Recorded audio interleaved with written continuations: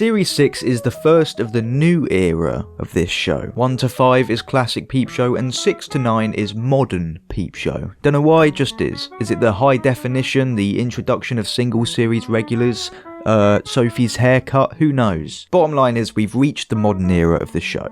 Or, I mean, we already...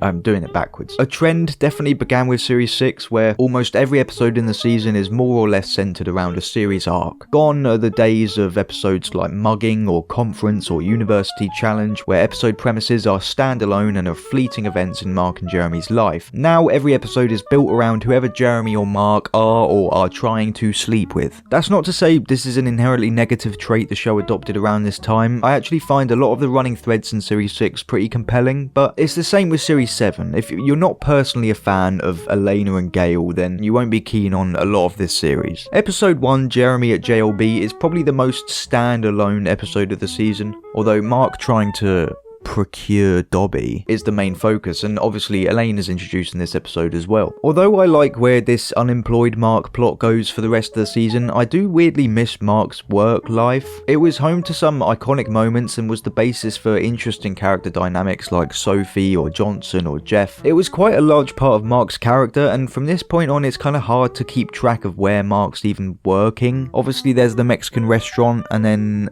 the bathroom supplies place for maybe a couple episodes or a season where he works with Super Hands, and then the bank. Also, it was sort of the only place Mark really seemed to have a purpose. Whilst you could argue leaving and losing that purpose added to his pathetic wormy nature, I kind of prefer my Mark to have at least a teaspoon of self-respect at the risk of becoming totally unrootable. I love the detail of Jeremy fitting in better with everyone in the span of 2 hours than Mark has his entire time working there. Mark constantly saying the phrase, chance will be a fine thing. That's the thing people say, isn't it? Chance will be a fine thing, Lisa. Chance will be a fine thing.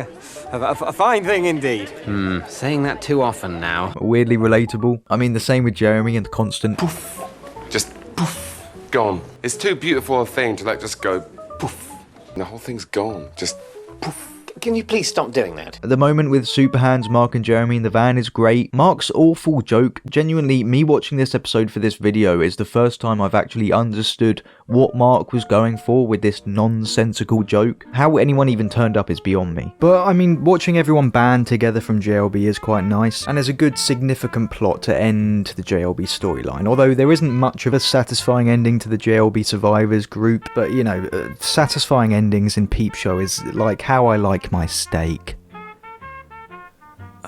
Rare. But yeah, solid first episode. Just saddens me that we don't get any more JLB. Episode 2, The Test, centers around definitely one of the more exciting plot threads this show has had. I'll talk more about the Jeremy-Sophie thing when we may or may not get there. But the upshot being Sophie doesn't know who the father is makes for some good tension. Whilst I grew to actually quite like Elena during this season, I don't think her character was very well realised in this first appearance. She's just sort of a blank slate. Something that occurs in this episode, as well as many others, is the communication of time passing. Peep Show's never been very good at this. If an episode doesn't take place over only the span of a day or two, it's usually quite hard to tell. Between this scene and the next, I guess it's been a couple days to a week, which we can infer because of this line from Jez. I've been to hers twice a day all week. And that today is when Dobby's coming over for a date, but if you're watching this for the first time, it can be very confusing how the paternity test has results, seemingly the evening after Sophie got the samples. I do love the miscommunication about the test results though. Mark finding out it's not his and then having about 3 minutes of euphoria before finding out it is. I rarely talk about David Mitchell's acting with this show, but whenever he blows up suddenly, he always nails it.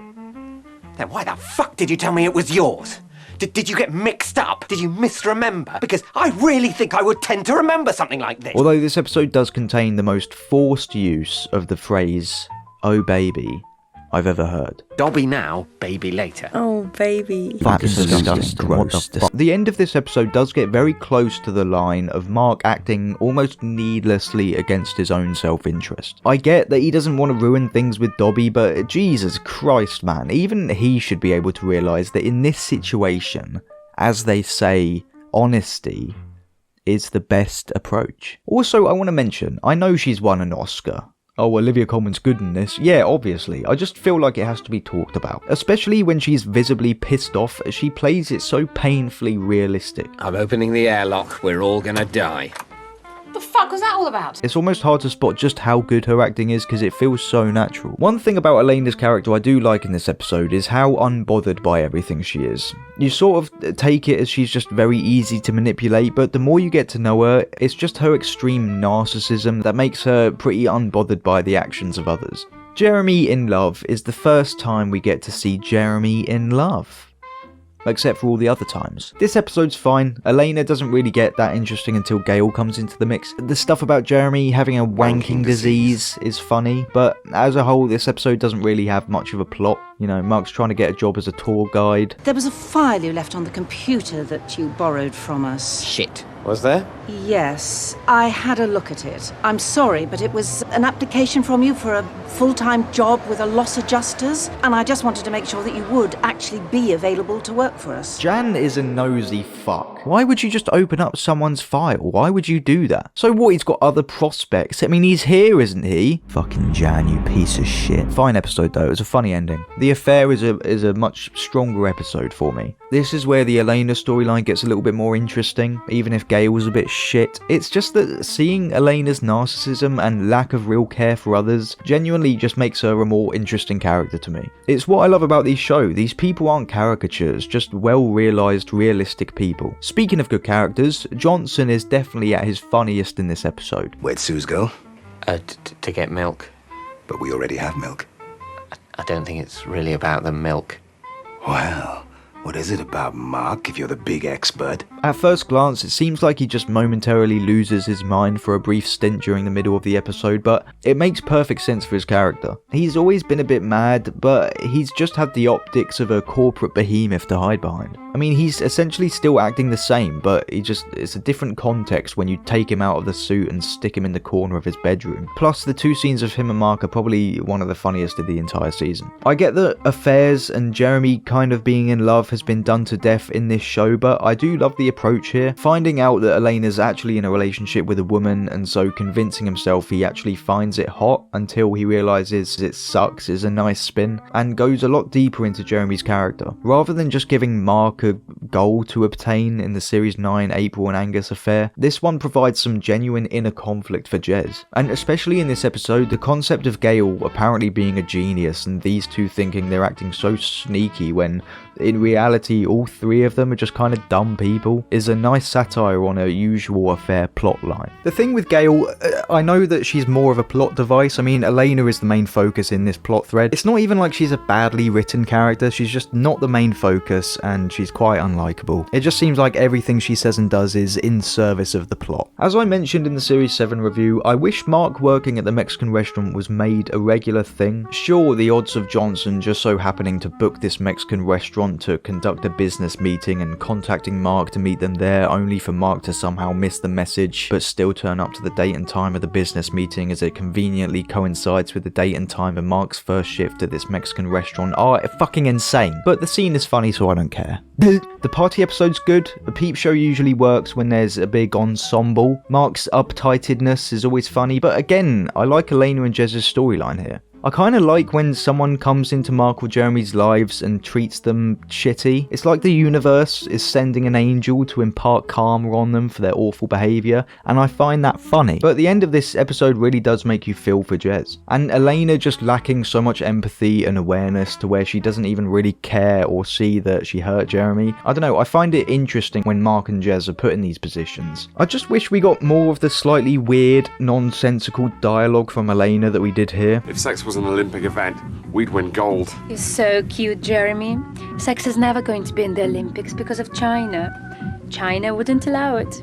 I mean, what does that even mean? Love whenever Sarah turns up, ram a wine bottle up your cock makes me laugh every time. It would have been nice to have some scenes showing who these people are. It's established that these are all either Jez or Mark's friends, which is pretty hard to believe. Could have been a nice opportunity to meet some people we've never met before, but hey ho. Das Boot is a pretty great season finale. With Sophie's pregnancy and Jez and Elena's affair, it really does feel like it's all led to this. Mark's driving lessons from this absolute dickhead is hilarious. I like when David Mitchell's angry logic bleeds through into Mark's persona every now and then.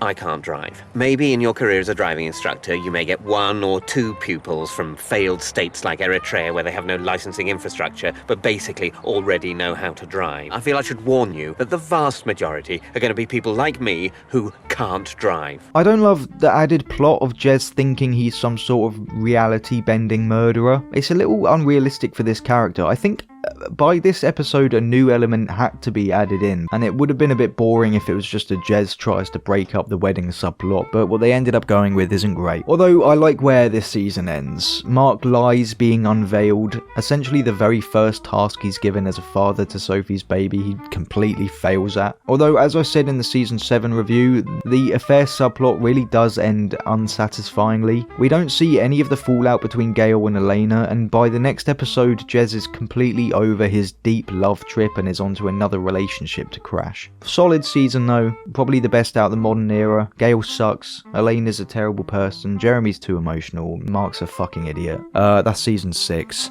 But yeah, I'll see you guys in a couple years for series 5. Goodbye. Mwah.